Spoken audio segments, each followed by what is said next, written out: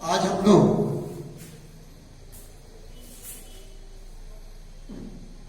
Molar चालकता, molar conductance पर चर्चा करेंगे।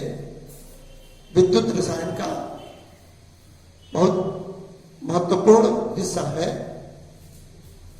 जानकारी की दृष्टि से और परीक्षा की दृष्टि से दोनों की। मोलर चालकता नाम से स्पष्ट है कि जो घोल होगा,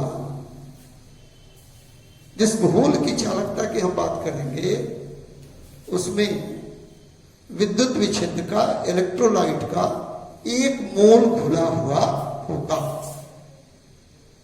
एक मोल का मतलब क्या होता है कि उस पदार्थ का जितना मॉलिक्यूलर वेट हो उसको एक्सप्रेस कर दिया जाए ग्राम में। Molecular weight of a substance expressed in grams, अर्थात किसी पदार्थ के अणु भार को यदि ग्राम में व्यक्त किया जाए तो पदार्थ का उतना परिमाण उस पदार्थ का 1 ग्राम अणु कहलाता है। इसको दिमाग में रख लीजिए। अब हम लोग बात करने जा रहे हैं मोलर चालकता। यहां परिभाषा लिखी हुई है, आप भी पढ़िए और उसके बाद सोचिए एक शब्द में कि क्या है मोलर चालकता।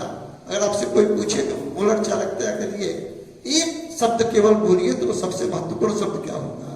परिभाषा ऐसे ही तैयार की जाती है, इसको पढ़िए। या ज्यादा बढ़िया है, इसको आप इसका स्क्रीनशॉट ले लीजिए।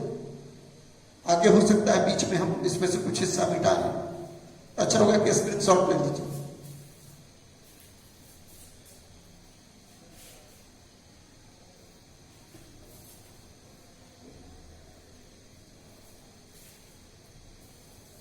तो परिभाषा में क्या है, घोल के किसी निश्चित आयतन में यदि विद्युत विच्छेद का 1 मोल घुला हुआ हो तो इस घोल की चालकता घोल के दिए गए आयतन के लिए घोल की मोलर चालकता कहलाती है। तो देखिए क्या है मोलर चालकता एक शब्द में? कुछ नहीं है, चालकता। किसकी चालकता? घोल की चालकता। कैसे घोल की चालकता? जिस घोल के किसी निश्चित आयतन में घुलने का 1 मोल घुला हुआ हो। यहां पर घुलने क्या है? कोई विद्युत विच्छेद है, कोई इलेक्ट्रोलाइट है जो घोले जाने पर अपने आयनों में टूटेगा। अब देखिए यहां पर जब परिभाषा में चर्चा है दिए गए आयतन, यह स्पष्ट है कि आयतन में परिवर्तन होने पर मोलर चालकता में परिवर्तन होने की संभावना है। तो देखिए फिर से मोलर चालकता क्या है? चालकता। किसकी चालकता? घोल की चालकता। कैसे घोल की चालकता? जिसमें विद्युत विच्छेद का 1 मोल घुला हुआ है, उस घोल की चालकता जो आएगी उसको हम लोग कहेंगे, उस विद्युत विच्छेद की मोलर चालकता घोल के उस आयतन के लिए। आयतन बदलेगा तो मोलर चालकता बदल जाएगी। मोलर चालकता को हम लोग म्यू के द्वारा सूचित करते हैं। कहीं कहीं इसको म्यू वी दिया जाता है। वी का मतलब होता है कि वी आयतन के लिए मोलर चालकता। खैर हम लोग यहां पर म्यू ही रखेंगे। अब हम लोग मोलर चालकता की व्याख्या करने के लिए मान लें कि जिस घोल की मोलर चालकता की हम लोग बात कर रहे हैं वहां घोल के वी मिलीलीटर, कैपिटल वी है, वी मिलीलीटर आयतन में विद्युत विच्छेद का 1 मोल घुला हुआ है। फिर आपको हम यह बता रहे हैं 1 मोल का मतलब क्या हुआ? जितना उसका मॉलिक्यूलर वेट है उतना ग्राम। मान लीजिए उसका मॉलिक्यूलर वेट है 40 तो यहां पर कितना घुला होना चाहिए? 40 ग्राम, 40 ग्राम। तो अब क्या हो गया? मोल के 20 मिलीलीटर आयतन में विद्युत विच्छेद का 1 मोल घुला हुआ है। तो म्यू का मान कितना हो गया? 20 मिलीलीटर घोल की चालकता, 20 मिलीलीटर घोल की चालकता, या हम कह सकते हैं 1 मिलीलीटर घोल की चालकता गुना V। इसमें कोई केमिस्ट्री नहीं है, मैथमेटिक्स है। और आपको याद होगा हमने पिछले दिन कहा था कि 1 मिलीलीटर घोल की चालकता को हम कहते हैं विशिष्ट चालकता, स्पेसिफिक कंडक्टेंस, जिसको हम लोग कपा के द्वारा सूचित करते हैं। तो म्यू का मान हो गया कपा इंटू वी, जहां कपा क्या है? घोल की विशिष्ट चालकता। अब देखिए इसका यूनिट, तो आप याद करेंगे कि विशिष्ट चालकता की इकाई कितनी होती है? पर ओम पर सेंटीमीटर, पर ओम पर सेंटीमीटर। तो देखिए यहां पर क्या है? पर ओम पर सेंटीमीटर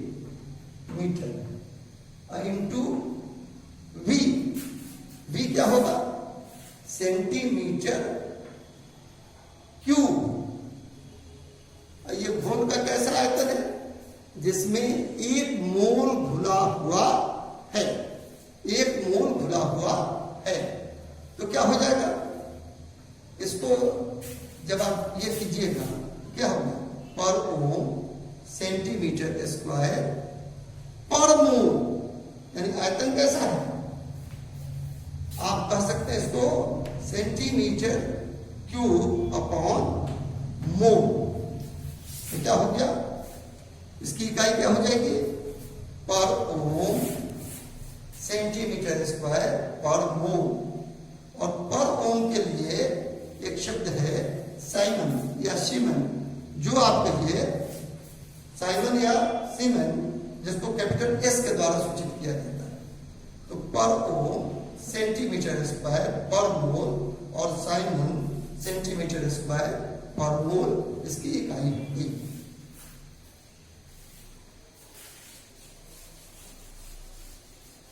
आपको याद होगा ओम को हम लोग इसका संकेत प्रतिरोध का ये है, प्रतिरोध का रेजिस्टेंस का सिंबल ये है। तो ओम की जगह पर कभी कभी आपको परीक्षा में ये भी मिल सकता है। तो जब इकाई की बात होगी तो पर ओम की जगह पर ऐसा भी दिया हुआ हो सकता है, यानी प्रश्न आए तो आपके लिए, वैसे आप अपने से इसको मत लिखिए। तो मोलर चालकता की इकाई की भी चर्चा होगी। अब विद्युत विच्छेद्य 2 तरह के होते हैं। हम लोग चर्चा करने जा रहे हैं कि मोलर चालकता पर घोल के आयतन का क्या प्रभाव पड़ता है। तो विद्युत विच्छेद 2 तरह के होते हैं, प्रबल विद्युत विच्छेद और दुर्बल विद्युत विच्छेद, स्ट्रॉन्ग इलेक्ट्रोलाइट और वीक इलेक्ट्रोलाइट। स्ट्रॉन्ग इलेक्ट्रोलाइट के साथ क्या होता है कि वो जल में घुलने मात्र से अपने आयनों में पूर्णता विघटित हो जाते हैं, उनका आयनाइजेशन कंप्लीट हो जाता है। क्या होता है? उनका आयनाइजेशन कंप्लीट हो जाता है। तो क्या होगा? आप घोल का आयतन बढ़ाएंगे भी, प्रबल विद्युत विच्छेद के घोल का, तो वहां उसके आयनों की संख्या पर कोई प्रभाव नहीं पड़ेगा, आयनों की संख्या अपरिवर्तित रहेगी। इसलिए क्या होता है? प्रबल विद्युत विच्छेदों की चालकता, वो चाहे मोलर चालकता हो या समतुल्य चालकता हो, इसको दिमाग में रखिए। आगे समतुल्य चालकता लोग बात करने जा रहे हैं। किसी तरह की चालकता आपकी हो, विशिष्ट चालकता नहीं। प्रबल क्या होगा? प्रबल विद्युत विच्छेदों की मोलर चालकता पर घोल के आयतन का कोई प्रभाव नहीं पड़ता है। आयतन कम हो अधिक हो कोई अंतर नहीं पड़ता है उसकी मोलर चालकता पर। आगे समतुल्य चालकता की बात होगी, उसका भी उस पर भी कोई प्रभाव नहीं पड़ता। लेकिन दुर्बल विद्युत विच्छेद क्या होता है? घोल के किसी निश्चित आयतन में हो सकता है कि उसके 100 अणुओं में से केवल विघटित हुए हो, 20 अणु विघटित हुए हो आयनों में, तो जैसे जैसे घोल का आयतन बढ़ेगा, यानी घोल की तरुता बढ़ेगी, उसका सॉल्यूशन का डाइल्यूशन बढ़ेगा, क्या होगा? दुर्बल विद्युत विच्छेद के विघटित होने वाले आयनों में टूटने वाले अणुओं की संख्या बढ़ेगी, अर्थात घोल में आयनों की संख्या बढ़ेगी। कब? अगर विद्युत विच्छेद दुर्बल है और उसके घोल को हम लोग तनु बना रहे हैं, घोल के आयतन को बढ़ा रहे हैं, यानी सॉल्यूशन का डाइल्यूशन बढ़ा रहे हैं, तो क्या होगा? घोल में आयनों की संख्या बढ़ेगी, फलतः उसकी घोल की मोलर चालकता बढ़ेगी। इतनी ही बात इसमें होती है। आपने अगर स्क्रीनशॉट नहीं लिया हो तो मैं फिर एक मिनट रुकता हूं, आगे बढ़ने के पहले आप इसका स्क्रीनशॉट ले लीजिए।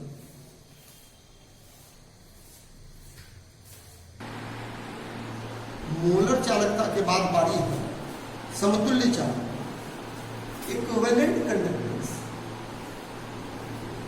शीर्षक से स्पष्ट हो रहा है, होना चाहिए कि यहां पर हम लोग जब घोल की चालकता की बात करेंगे तो ऐसे घोल की चालकता की बात करेंगे जिसमें घुल्ले का 1 ग्राम समतुल्य घुला हुआ हो, 1 ग्राम इक्विवेलेंट घुला हुआ हो। 1 ग्राम समतुल्य का मतलब क्या हुआ?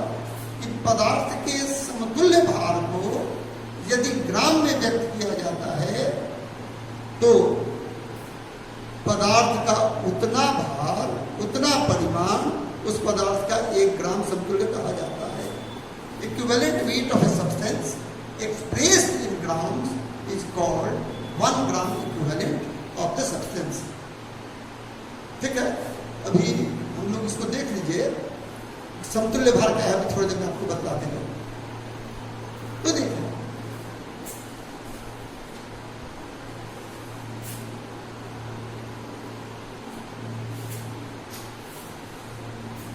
इस परिभाषा को देखिए, या एक बार आप स्क्रीनशॉट ले लीजिए, फिर चर्चा करेंगे। एकदम करीब करीब वैसे ही है जो मोलर चालकता में था। अभी आप इसको गौर से देखेंगे तो पाएंगे फर्क केवल इतना है कि जहां जहां हम लोग वहां पर लिख रहे थे 1 मोल, वहां लिख रहे हैं ग्राम समतुल्य, और जहां जहां उसमें लेमडा न्यू लिख रहे थे वहां हम लोग लिखेंगे लेमडा। इसका स्क्रीनशॉट ले लीजिए, फिर उसके बाद हम लोग चर्चा करेंगे।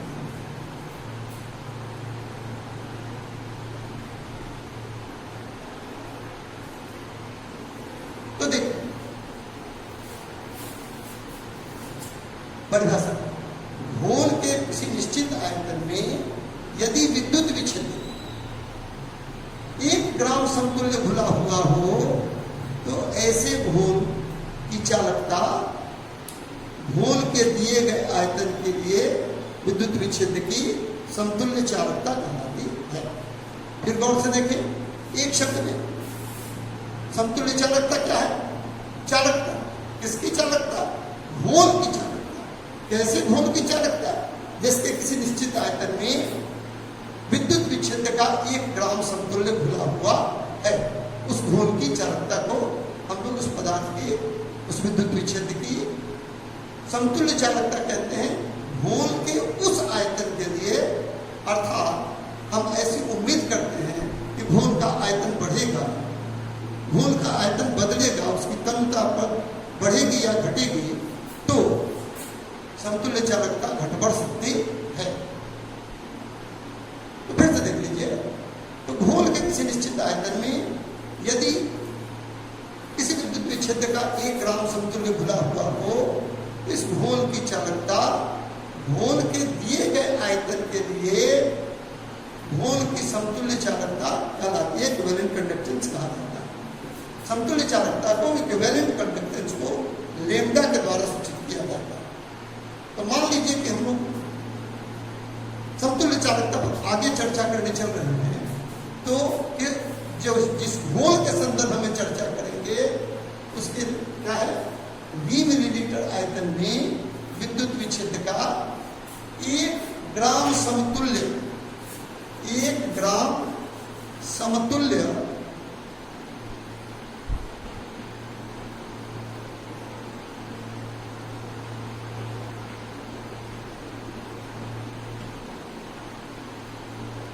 स्क्रीनशॉट को कैंसिल कर दीजिए।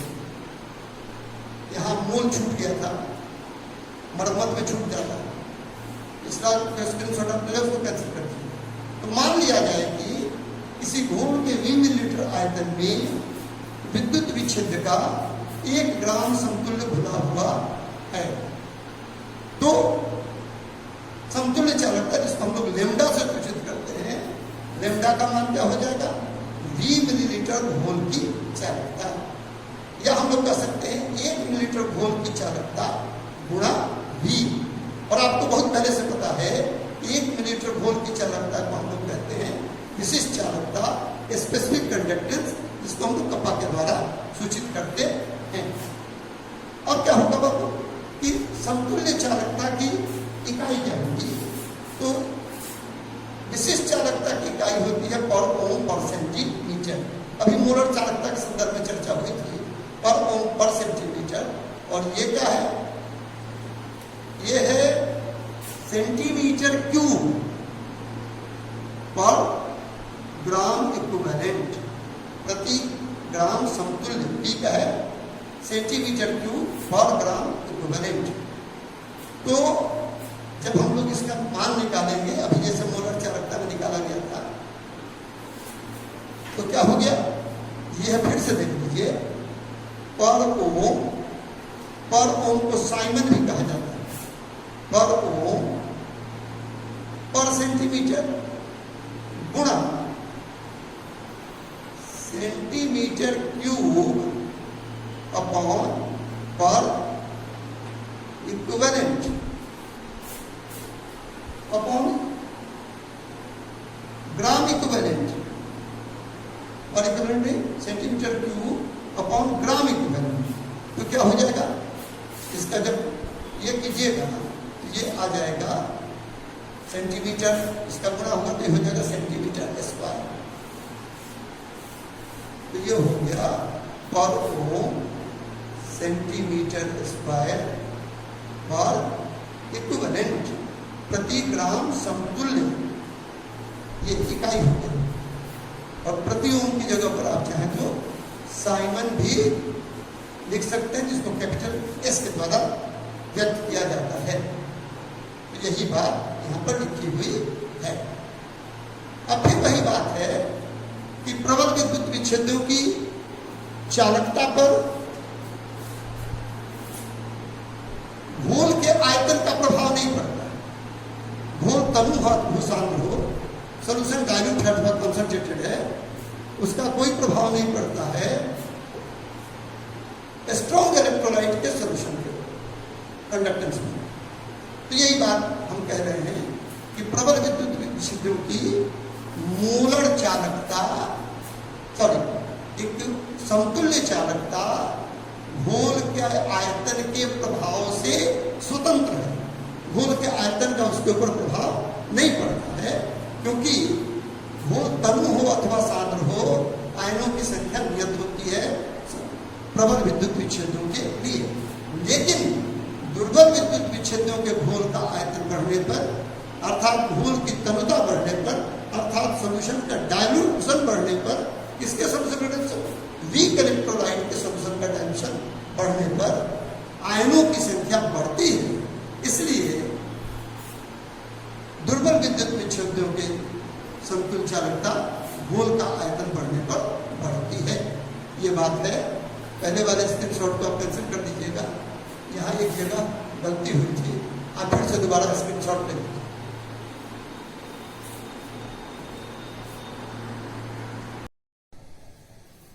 आज हम लोग विद्युत रसायन, इलेक्ट्रोकेमिस्ट्री चैप्टर के अंतर्गत सेल स्थिरांक की चर्चा करेंगे। क्या है सेल स्थिरांक? सेल स्थिरांक को समझने के पहले आप थोड़ी बातें जान लीजिए, समझ लीजिए। सेल क्या है? वह उपकरण जिसमें विद्युत विच्छेदन की क्रिया होती है, वह ऑपरेटर्स जिसमें इलेक्ट्रोलिसिस होता है। और जब कभी भी विद्युत विच्छेदन होगा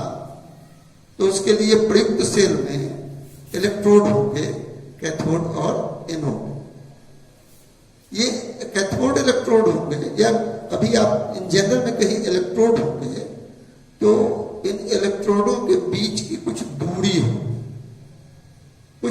होगी। तो यहां पर इलेक्ट्रोडों के बीच की दूरी को हम लोग स्मॉल एन के द्वारा सूचित कर रहे हैं। और फिर जो इलेक्ट्रोड प्रयोग में आएगा, उसका क्या होगा? उसका एक अनुप्रस्थ काट होगा, एक क्रॉस सेक्शन होगा। जैसे देखिए ये कटा हुआ है तो कैसा दिख रहा है? ये दिख रहा है आयताकार। तो इसका अनुप्रस्थ काट कैसा हुआ? आयताकार। इसका क्रॉस सेक्शन कैसा हुआ? रेक्टेंगुलर। और इसके अनुप्रस्थ काट का क्षेत्रफल, एरिया ऑफ क्रॉस सेक्शन होगा लंबाई गुना चौड़ाई। अब आप इस चौक को लें, ये देखिए कैसा दिख रहा है आपको? वृत्ताकार, सर्कुलर। तो इसका अनुप्रस्थ काट कैसा है? वृत्ताकार। और इसके अनुप्रस्थ काट का क्षेत्रफल क्या होगा? एरिया ऑफ क्रॉस सेक्शन क्या होगा? पाई आर स्क्वायर, जहां आर इसकी त्रिज्या है, रेडियस है।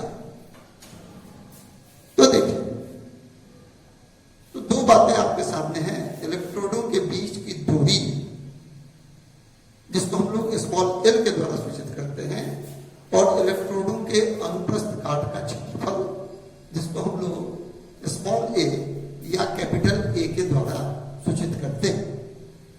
तो आप देखें, यही जो अनुपात है L अपॉन ए, इलेक्ट्रोडों के बीच की दूरी और इलेक्ट्रोडों के अनुप्रस्थ काट का क्षेत्रफल, इस अनुपात को, इस रेशियो को कहा जाता है उस सेल का सेल स्थिरांक, जिसको स्मॉल एक्स के द्वारा सूचित किया जाता है।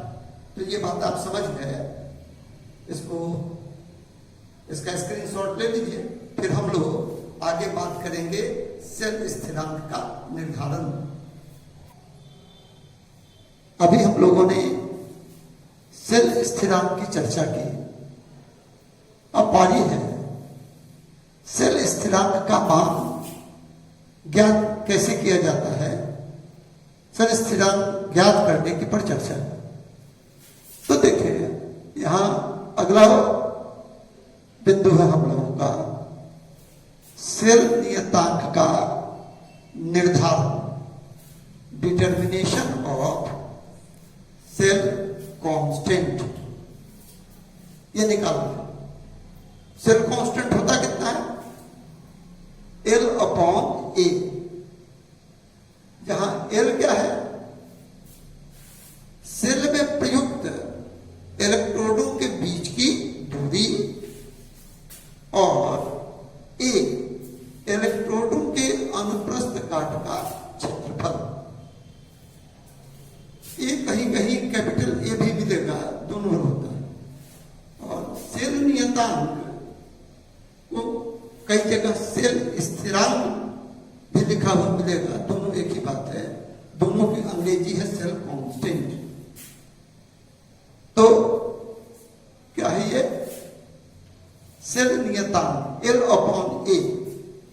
देख के तो बड़ा आसान लगता है, लेकिन जब किसी सेल में इलेक्ट्रोड लग जाए तो उनके बीच की दूरी तथा उन इलेक्ट्रोडों के अनुप्रस्थ काट के क्षेत्रफल की सही माप ले पाना बड़ा कठिन होता है, या ऐसे कहें कि नहीं निकल पाता है।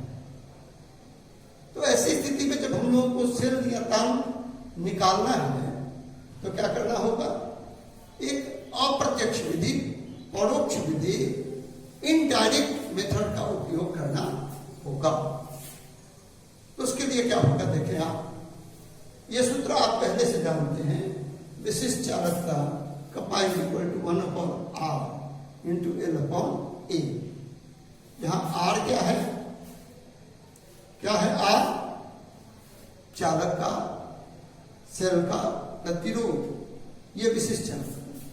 और प्रतिरोध के व्युत्क्रम को रेजिस्टेंस के रेसिप्रोकल को हम लोग कहते हैं चालकता। क्या कहते हैं इसको? चालकता। तो यहां L/A इस सूत्र में हो गया सेल नियतांक तथा 1/R हो गई सेल की प्रायोगिक चालकता। तो अब इसमें 1/R की जगह पर हम लोग लिखें प्रायोगिक चालकता, एक्सपेरिमेंटल कंडक्टेंस, और ये क्या हो गया? Cell constant. तो इस सूत्र की सहायता से क्या हो जाएगा? सेल नियतांक बराबर हो जाएगा विशिष्ट चालकता बटा प्रायोगिक चालकता। Specific conductance upon experimental conductance का रेशियो होगा सेल कांस्टेंट, जिसे सेल नियतांक कहा जाता है। अब देखिए क्या होगा विशिष्ट चालकता। तो यहां तो करना यह होगा कि कहीं से आपको किसी घोल के, ठीक है ना, किसी घोल के लिए विशिष्ट चालकता आपको सही सही ज्ञात हो। अब क्या होगा? तो कोलार्सच बहुत बड़े वैज्ञानिक हैं, विद्युत रसायन में इनका बहुत काम है। तो कोलार्सच ने 25 डिग्री सेल्सियस तापमान पर N/50 KCl घोल, N/50 पोटासियम क्लोराइड घोल के लिए जब विशिष्ट चालकता ज्ञात की तो उसका मान आया 0.002765 पर ओम पर सेंटीमीटर। ये मानक माना जाता है, स्टैंडर्ड माना जाता है। और यहां पर जब हम लोग सेल नियतांक के लिए विशिष्ट चालकता की बात करेंगे तो इसी का मान हम लोग रख दें। इसका मान रख दिया गया।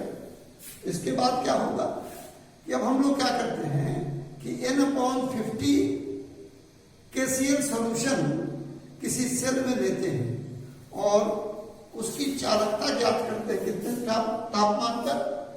25 डिग्री सेल्सियस पर, ठीक है ना? 25 डिग्री सेल्सियस पर